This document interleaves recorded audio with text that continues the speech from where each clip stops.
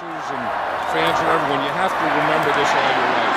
That's tipped, and that's a fifth pick of the game by Dwight Smith. And again, Dwight Smith is going to take it down the sideline into the end zone. Youngest coach to ever win the Super Bowl, Jon Gruden. What if the Oakland Raiders kept Jon Gruden?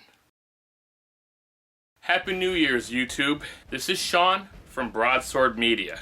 What if the Oakland Raiders kept Jon Gruden? Most people who follow the NFL, and many people who have heard what has gone on in the NFL for the 21st century, are well aware that the Oakland Raiders have been one of the worst franchises throughout the 21st century. From 2003 to the present, they have been one of the worst teams. There's only been 3 years where they actually did not have a losing record during that span. However, I tell you, this downward spiral started before 2003. It just wasn't immediate until 2003. During the beginning of this new millennium, the Raiders were actually one of the most dominant franchises. In the year 2000, under head coach Jon Gruden, they went 12-4, clinching a first-round bye, and they went all the way to the AFC Championship. However, they ended up losing to the Baltimore Ravens at home, which was the team that ended up actually dominating the Giants in the Super Bowl. So you could probably forgive them for that loss. In 2001, once again under Jon Gruden, they won their division again, this time at 10-6. In the divisional round, they traveled to Foxborough to take on the New England Patriots. This was Tom Brady's first year as a starting quarterback, by the way. That's how long ago it was. And Rich Gannon was considered one of the best quarterbacks in the NFL at that time. And Jerry Rice, despite the 49ers letting him go, was still a very solid receiver for the Raiders that year. On defense, they had Charles Woodson, who was young and still in his prime at that time as well. That snow-filled game is well known as the Tuck Rule game because of one really weird rule that actually doesn't exist anymore, but did exist at the time and is rarely ever called the Tuck Rule. Now, I'm not going to explain the details, just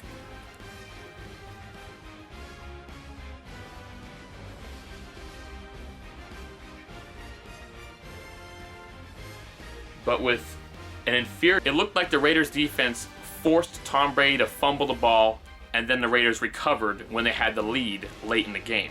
But it ended up being called an incomplete pass, and then Tom Brady made some great passes right after and tied the game, and then Adam Vinatieri kicked the game-winning field goal in overtime. Patriots went on to beat the Steelers in the AFC Championship with Drew Bledsoe because Tom Brady was injured. Then they won the Super Bowl with Tom Brady back against the greatest show on turf, St. Louis Rams, in a very close and epic Super Bowl, giving the Patriots their first Super Bowl in franchise history. I'm going to go off subject a little bit because the Tampa Bay Buccaneers mix into this theory at the beginning. The Buccaneers head coach Tony Dungy put together a very dominant defense for Tampa. However, their offense still needed improvement. The Bucs lost their patience because they were always losing in the playoffs, typically not even advancing past the wild card round, except maybe once. They fired him. They made a recruitment effort to actually try to get Bill Parcells. I don't know anything else about this recruitment effort. I don't know if he declined or if they just decided not to. I think more than likely he probably just declined the offer. Eventually, the Buccaneers got really desperate, and they wanted to get Jon Gruden as their head coach. However, Jon Gruden was under contract with the Oakland Raiders, so they couldn't just sign him. So the Buccaneers offered a trade to Al Davis. It was a huge deal. They gave up so much to get him. The Bucs traded their 2002 and 2003 first-round draft picks and their 2002 and 2004 second-round draft picks, as well as paying $8 million in cash to the Oakland Raiders to get Jon Gruden. The Bucs wanted him bad. Big mistake by Al Davis for accepting that offer. Davis decided to promote offensive coordinator Bill Callahan to the head coaching job. Callahan clearly was no Jon Gruden. He did fairly well as head coach of Nebraska in college football, but in the NFL, The Raiders still had that powerful offensive core though. So in 2002, they went 11-5, which that season was good enough to clinch home field advantage in the AFC. They went all the way to the Super Bowl. However, they faced off against the Buccaneers, who had their former coach Jon Gruden leading the charge. He knew everything about the Oakland Raiders playbook. He even practiced with the Bucs, doing exactly what he taught Rich Gannon to do. So it was really unfair because the Bucs already knew what plays the Raiders would call before they called them. And they knew what Rich Gannon would do, and he had one of the worst games of his career. It's amazing the Raiders even scored any points. The Bucs dominated. One of the most hyped Super Bowls, and ended up being one of the most one-sided Super Bowls ever, as the Buccaneers dominated the Raiders 48-21. After that, the Raiders have been pretty terrible for the most part, and have gone through many head coaches, many starting quarterbacks. They're looking to improve now, although they were kind of a letdown in 2017, let's be honest. So now my question is this: what if the Oakland Raiders actually kept Jon Gruden? Would they have done better? Would there be a huge domino effect of just drastic change throughout the whole league? Who knows? But there are some obvious things I think would happen. Now, I'm pretty certain the Buccaneers would not have won the Super Bowl without Jon Gruden in 2002. But I'm telling you this, there's no guarantee that the Raiders would remain a powerhouse even if they won the Super Bowl in 2000, because the team had a lot of old stars, players who were going to retire in just a few years, who were their top star players anyway. And Jon Gruden actually had a lot of losing seasons with the Buccaneers. Ironically, the very last game Jon Gruden had coached for the Bucs was in 2008 in a final home game against the Oakland Raiders, his former team, and the Raiders actually beat him, and that loss actually eliminated the Buccaneers from even going to the playoffs, dropping him to 9-7. And he got fired after that. First he gets revenge by beating his old team in a Super Bowl, then the Raiders get revenge by giving him the loss that cost his job in Tampa. Whoa. Now, I'm not going to really get into the head coaching recruitment efforts by the Buccaneers. I also want to get into what happens with the Raiders here. And for this video, I'm just going to focus on 2002. In part 2, I will talk about what I think might happen after 2002. To make this two-part video simpler, the Bucs still fire Tony Dungy, and the Colts still hire him in 2002. And as for who the Bucs gives their head coach, I don't know, maybe they promote from within, because I want to make it easier by saying Bill Parcells declines and gets hired by the Cowboys in 2003.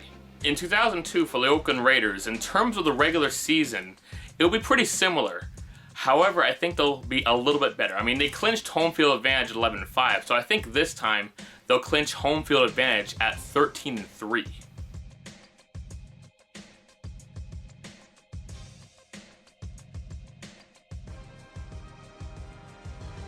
The playoffs would be pretty much identical to the real-life playoffs in the AFC, but the NFC would be drastically different because the Buccaneers would not be as good without either Dungy or especially Gruden. I'm going to go on and say that Tony Dungy was a better head coach than Jon Gruden, but Jon Gruden was the one who got them the Super Bowl, and I do believe Tony Dungy would not have gotten them there.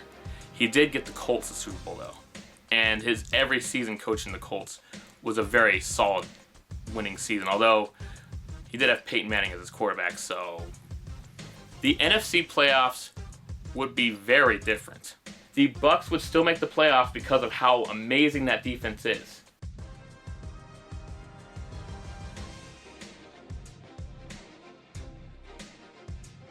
They dropped to 9-7 by losing to the Browns, who actually were a playoff team that year. They lose to the Falcons on the road, which would give the Falcons the NFC South at 10-5-1. And they would lose the Packers, which would move the Packers from the number 3 seed at 12-4 to having home field advantage at 13-3. So in the NFC wildcard round, the Falcons, who would be the number 3 seed instead of the number 6 seed, would be hosting the Bucs, who would be the number 6 seed instead of the number 2 seed. And the Falcons would actually beat the Bucs in the wildcard round. The other wildcard matchup would be the same. The fourth seed 49ers and the fifth seed Giants. And the 49ers would still have that amazing comeback, amazing game against the Giants and still beat them. None of that would change there. In the divisional round, the Falcons would go against the Eagles just like they did in real life. And just like in real life, the Eagles would beat them. The Packers, who actually lost in the wildcard round at home against the Falcons, would be hosting the 49ers in the divisional round. And I believe because the Packers could not beat the Falcons in the wildcard round, I actually believe the 49ers can head in there and beat them as well. And that's what they do in a very close, competitive game. Jeff Garcia probably having one of the best games of his career. T.O. having one of his best games he's ever had. And Brett Favre making it ever so competitive. So the NFC Championship, the Eagles would be at home just like they were against the Bucs in real life, but this time they'd be at home as number 2 seed against the 4th seeded 49ers. And I think the outcome would be very different than when they faced the Bucs. The Buccaneers defense beat them pretty easily, but the 49ers, their defense is not nearly as good as the Bucs defense, and the Eagles would be well and ready to beat them. The Super Bowl would end up being a rematch of the 1980 Super Bowl between the Raiders and the Eagles. There would be a lot of hype in the Super Bowl.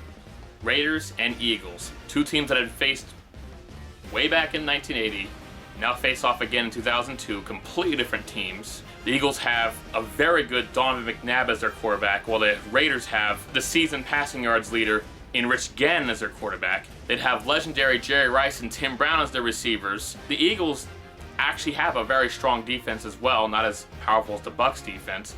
Raiders defense back then was also quite good as well. So this would be a pretty hyped and epic matchup. It wouldn't be nearly as hyped as the real life Super Bowl between the Raiders and Bucs, since it was, two teams of pirates against each other and a coach going against his former team in the Super Bowl. But it would be a much closer Super Bowl. Andy Reid is a solid head coach and probably the best head coach the Eagles ever had. Although if the Eagles keep playing like they are under Doug Peterson, maybe he might actually take that role. This would be a much closer game, but I do believe the Oakland Raiders would win the Super Bowl if they kept Jon Gruden as their coach. They go against the Eagles in an epic clash. It would be a fairly close game, but I do believe the Raiders would win by double digits.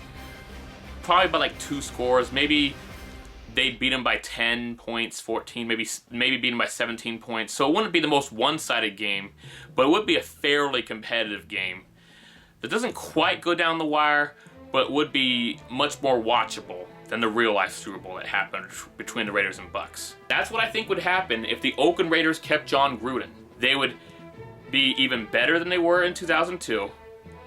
They would go to the Super Bowl, they'd go against the Eagles instead of the Buccaneers, and they'd win the Super Bowl. The Raiders would be 4-time Super Bowl champions. Unfortunately for the Bucs, they'd have no Super Bowl appearances, and if the Eagles continue to dominate the early part of the millennium and go back to the Super Bowl again in 2004 to face the Patriots, the Eagles would unfortunately be 0-3 in the Super Bowl. So that's what I think would happen. I will talk more about what will happen after that Super Bowl victory. Will the Raiders actually be a lot better under Jon Gruden than they were without him? Most likely they would be, especially after winning their 4th Super Bowl title. However, there were other reasons besides trading Jon Gruden to the Bucs that really hurt the team. With Jon Gruden still there, would they fare any better? Find out in part 2. Stay tuned. Thank you so much for watching. This is my first What If series video. I know I meant to do this way back in 2015, but I finally did it. Now's a better time than ever to finally upload this video. If you want to see more of these What If videos, please like, comment, and subscribe. Don't forget to click that bell icon. That bell icon will let you know every single time I upload a new video. Stay tuned, as I plan to do more What If videos, more top 10s, and, well, whatever actually helps this channel gain some ground. Thank you so much for watching.